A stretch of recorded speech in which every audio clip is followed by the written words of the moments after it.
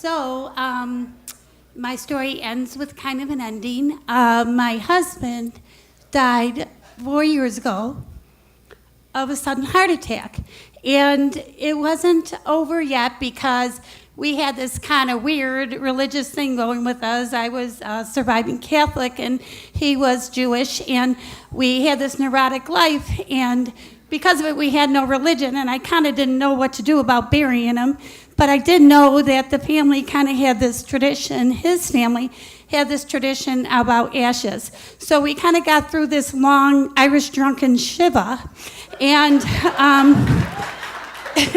and then after that Shiva, we had this quiet little dinner. And then I knew in a year, my boys and I, they're 21 and 22, Matt and John, we were all going to go to the mountains in Albuquerque, and we were going to put Stan's ashes there because that's what Stan's family always did. When people died, they would take their ashes a year later and they'd go someplace. And my mother-in-law, she wanted her ashes all over Chicago. And so we actually rented this big van, and we put 12 of us in there, and we went all to the places, and we kind of secretly, because it's illegal, put the ashes down. And so Stan and I were so proud of ourselves, we're going to start a business called Let Your People Go. So anyway, so after So after that all happened, my boys, after Stan died, I was kind of impossible, and I cried all the time. And I didn't know what to do with my life, and I quit working because I'm a social worker, and nobody wants a crying social worker. And so my boys lived away because they didn't want to be with me because I cried.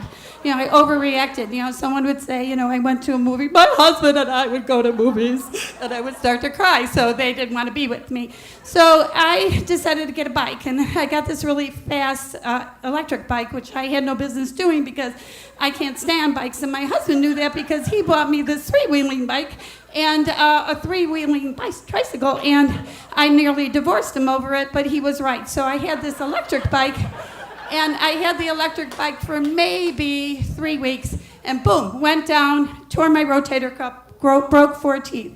And I'm there now rehabbing in this recliner, this attractive widow with no teeth, and this big thing. And my son Matthew comes to visit me, and I'm so happy Matthew's coming to visit me. So Matt comes to visit me, and he brings me this present. And it's this real ball candy jar, and it's got this lace on it. It says Mom and a heart. And oh my God, I can die. My kid's getting crafty.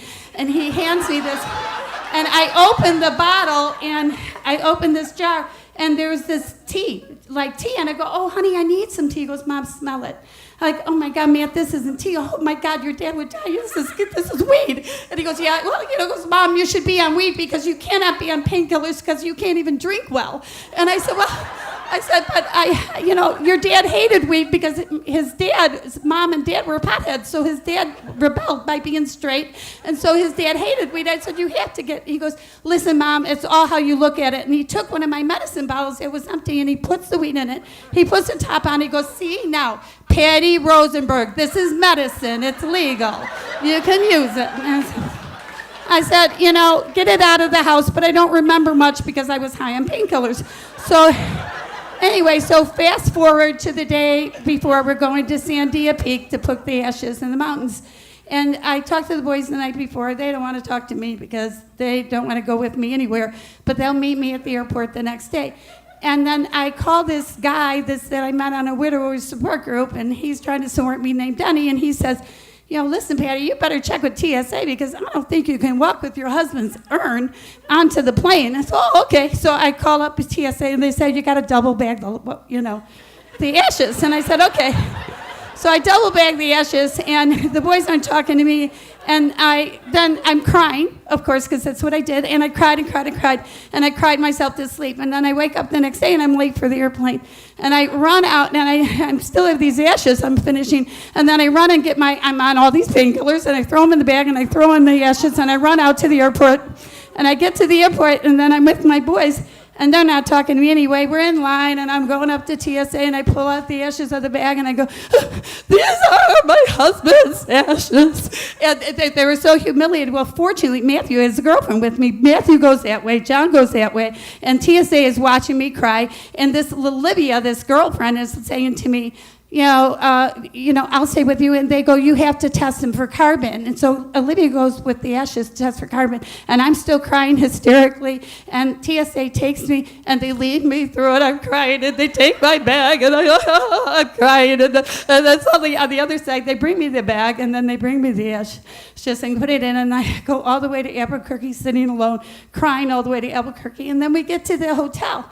At the hotel, boys aren't talking to me. I have a headache. I get to my room. And I'm just like, I'll talk to you guys later.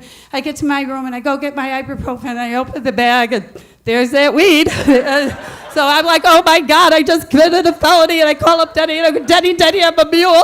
And he goes, it's okay, calm down. And he goes, well, what am I going to do? I got to take it back to Chicago. He goes, you don't take it back to Chicago. You call Matthew. I go, so I run down Matthew's room. I hand it, and he goes, holy crap, Mom. Holy God, take your name off this. I go, well, this is your fault. And then Jonathan, my other son, starts to laugh and goes, oh, this is great. Here's Mom smuggling weed across the United States using Dad's ashes as decoys. So suddenly it's like we started to laugh. And then I go back to my room, and I'm resting. The boys come back about 30 minutes later and go, yeah, Mom. I go, what do you want? Go, listen. They said, Mom, do you have any more of that to dispose of? I said, yeah. I said, no, boys, you go to bed. And in the end, I did find myself through a horrible different ending. So thank you.